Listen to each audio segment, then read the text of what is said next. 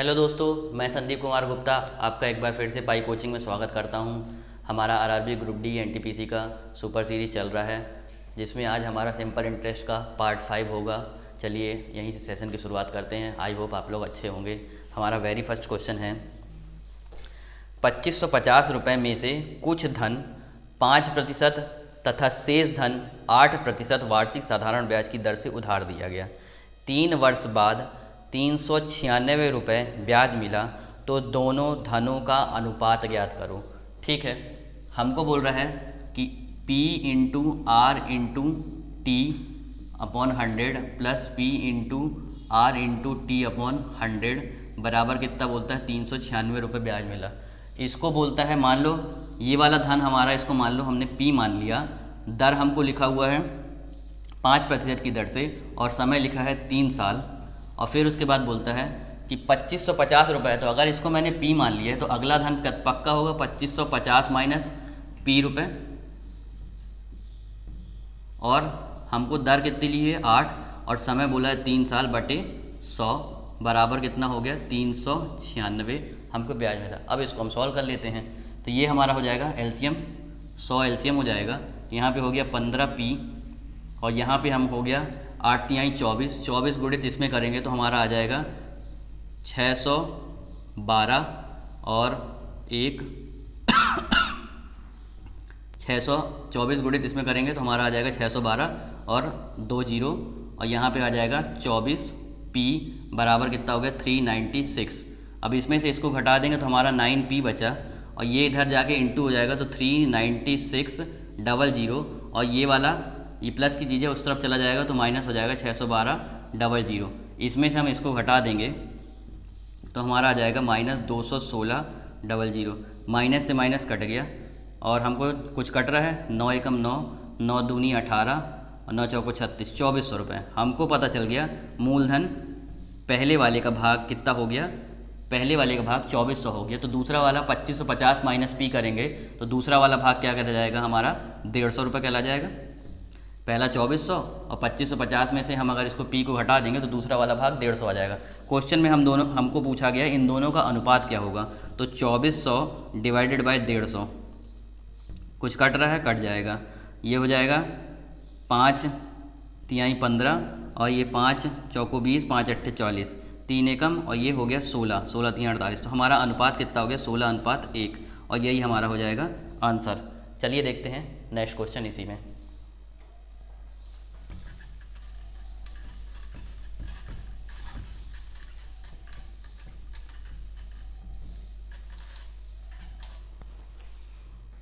₹12,000 रुपये को साधारण ब्याज की दर से उधार दिया, कुछ धन 8% की दर से और शेष धन 10% की दर से। यदि 5 वर्ष के अंत में 5200 रुपये ब्याज मिला तो 10% की दर से कितना उधार दिया गया रहा। ठीक है, पहले धन को हम अगर P मान लेते हैं और दूसरे धन को हम मान लेंगे 12,000 माइनस P और टोटल हमको ब्याज कितना मिल गया है 5200, 5200। तो ये हो गया P, ये हमको दर कितनी लिखी हुई है 8% और समय दिया है 5/100 और दूसरा हो जाएगा 12,000 माइनस P जो 10% की दर से 5 साल के लिए दिया गया बटे 100 बराबर 5200। अब इसका एलसीएम लेंगे तो आ जाएगा 100, यहाँ पे हो गया 8 पंजे 40 P और यहाँ पे हो जाएगा 10 पंजे 50, 12 पंजे 60 और ये 1 2 3 4 जीरो। यहाँ पे कितना हो गया माइनस का 50P बराबर कितना हो गया 5200। अब यहाँ 50P में से 40P गया तो बचा कितना हमारे पास 10P और यहाँ पे कितना हो गया, ये 100 ऊपर जाके इंटू होगा तो 2 जीरो लग जाएगा और ये प्लस की चीज़ उस तरफ जाएगी तो माइनस हो जाएगा। तो यहाँ पे आ गया 2 जीरो और ये 4 जीरो। ठीक है, अब यहाँ पे हमारा हो गया 10P, यहाँ पे माइनस बराबर माइनस का हमारे पास कितना बचा 80,000। ये 10 जीरो से जीरो कट गया, माइनस से माइनस कट गया और जीरो से जीरो कट गया। तो P बराबर हमारे पास कितना आ गया 8,000। हमसे क्या पूछा हुआ है कि जो 10% की दर पे दिया गया है वो कितना है, तो ये तो 8% की दर पे दिया गया है और इसकी वैल्यू कितनी आई है 8,000 और यहाँ पे 12,000 माइनस P, 12,000 माइनस 8,000 कितना कर देंगे तो आ जाएगा 4,000 और यही जो है 10% की दर पे दिया गया है। तो हमारा आंसर कितना हो जाएगा 4,000। ठीक है, अब देखते हैं यहाँ पे नेक्स्ट क्वेश्चन।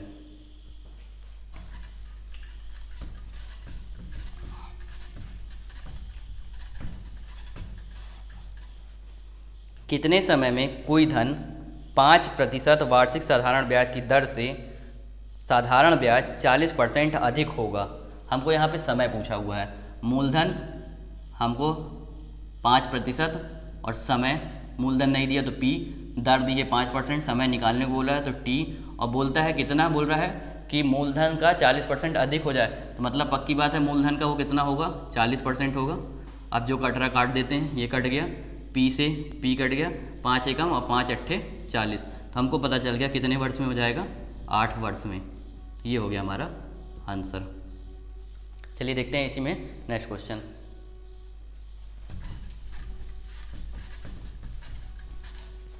कितने % साधारण ब्याज की दर से 8 वर्ष में कोई धन अपने से 48% अधिक हो जाएगा।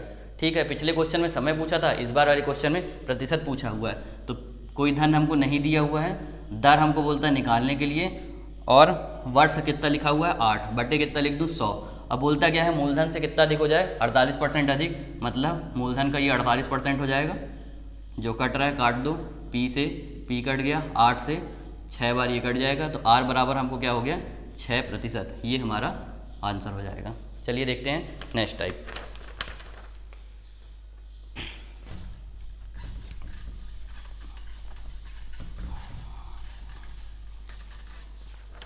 एक व्यक्ति 500 रुपये निश्चित साधारण ब्याज की दर से तथा 700 रुपये 1% अधिक साधारण ब्याज की दर से 3 वर्ष बाद 165 रुपये कुल ब्याज प्राप्त करता है, तो ब्याज की दर ज्ञात करो। यहाँ पे दो धन दिए हुए हैं, एक बार 500 दिया हुआ है, एक बार 700 दिया हुआ है, लेकिन जो 5 वाला है और जो 7 वाला है उनमें 1% का अंतर है, 1% ज़्यादा है 7 वाले में। तो पहले वाले का मूलधन कितना हो गया 500, दर हमको नहीं पता तो क्या लिखेंगे R, और समय कितना लिखा हुआ है 3 वर्ष, बटे कितना लिख दूँ 100, और दूसरे वाले में बोलता है मूलधन कितना है 700, दर हमको बोला है 1% अधिक, तो R+1, इसमें अगर R है तो इसमें R+1, समय 3 बटे 100, और बोलता है कितना ब्याज मिल गया 165 रुपये ब्याज मिल गया। अब इसको सॉल्व कर लेते हैं, तो ये 2 जीरो से 2 जीरो कट गया, ये 2 जीरो से 2 जीरो कट गया, 3 पचे 15, R हो गया यहाँ पे, 3 सत्ते हो गया 21, 21 में R का गुणा किया तो ये हो गया 21R, और 3 सत्ते 21, 21 गुणित 1 कितना हो गया 21, बराबर हो गया 165 रुपये। ठीक है, अब देख लेते हैं 21 और ये दोनों को जोड़ लेते हैं तो कितना हो गया 6 और 2 और 1 3, 36R, और यहाँ पे 165 माइनस क्या कितना कर दूँ, ये प्लस की चीज़ तब जाएगी तो माइनस हो जाएगी, यहाँ पे बचा 4, यहाँ पे बचा 4, 36।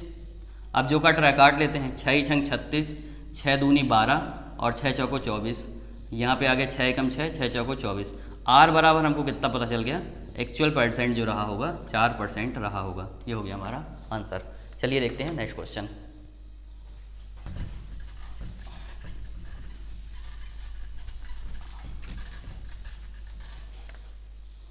₹2160 को 2 भागों में उधार दिया गया। पहले भाग को 6% वार्षिक साधारण ब्याज की दर से 5 साल के लिए, और दूसरे भाग को 10% वार्षिक साधारण ब्याज की दर से 4 साल के लिए।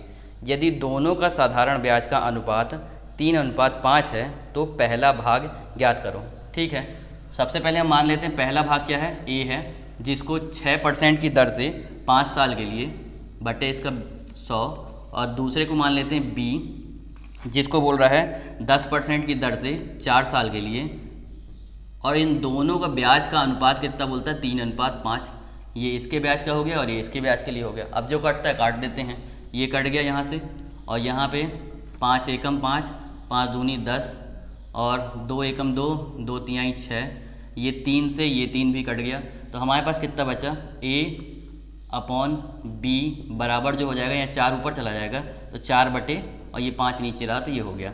बोलता है 4 और ये 5 कितना हो गया 9, ये 9 ना होकर क्वेश्चन में कितना लिखा हुआ है 2160 रुपये, तो इसके कितना गुना हो गया, तो 9 दूनी 18, 9 चौको 36, 240 गुना हो गया। अब हमसे क्वेश्चन में क्या पूछा है, तो पहला भाग ज्ञात करो। तो पहला भाग हमारे पास कितना होना चाहिए, ये है पहला भाग, और ये कितने गुना होगा 24, तो 24 चौको कितना हो गया 96, 960 रुपये हमारे पास पता चल जाएगा, ये क्या हो जाएगा पहला भाग। चलिए देखते हैं नेक्स्ट क्वेश्चन।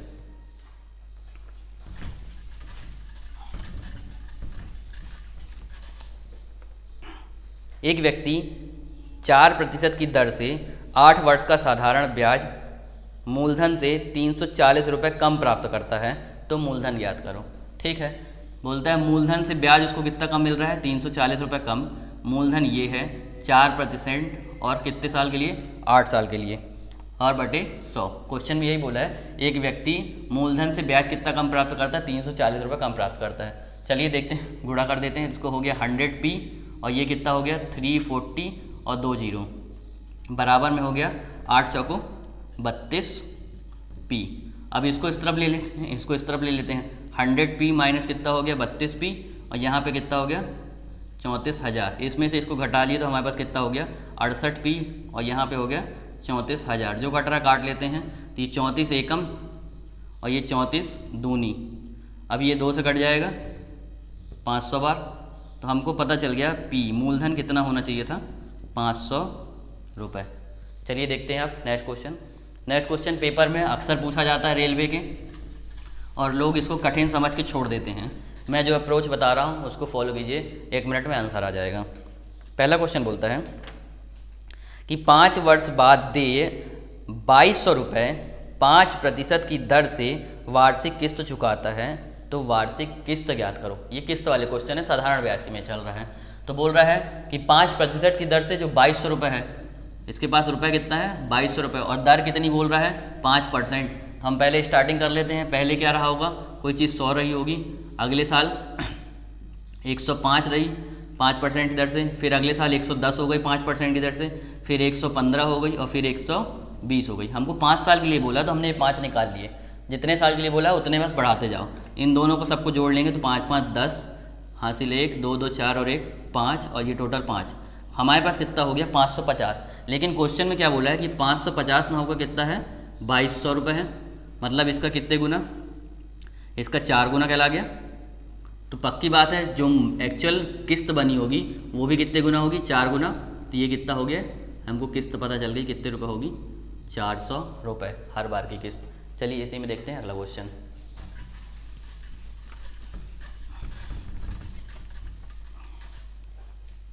पाँच वर्ष बाद दे 4480 रुपये 6% साधारण ब्याज की दर से वार्षिक किस्त चुकाता है तो किस्त ज्ञात करो। ये इस बार भी 4480 रुपये है और दर कितनी लिखी हुई है 6% और समय कितना लिखा हुआ है 5 साल। इस बार भी 5 साल के लिए बोला है तो हमको 5 बार निकालना। पहले कितने रुपये रहा होगा 100, फिर उसके बाद पहले साल उसने कितना दिया 106, दूसरे साल कितना दिया 6 दूनी 12 112, अगले साल कितना दिया 18 और अगले साल कितना दिया 24। ठीक है, इन सबको जोड़ लेते हैं तो 6 4 10 8 2 10 की शून्य हासिल आ गई 2, यहाँ पे हो गया 2 2 4 2 6 और यहाँ पे कितना हो गया 5, 560 रुपये। लेकिन क्वेश्चन में बोलता है 560 ना होकर कितना है 4480 रुपये है। इसको निकाल लेते हैं 4480 बटे 560, कट गया ये 7 8 7 56 हो जाएगा, 8 पंजे 40 8 6 48, 7 एकम 7 7 अट्ठे 56। मतलब हमको पता चल गया इसके कितने गुना हो गया 8 गुना। तो जो एक्चुअल वैल्यू रही होगी वो भी कितने गुना रही होगी 8 गुना। तो ये हो गया हमारा 800 रुपये, ये किस्त उसकी प्राप्त हो जाएगी।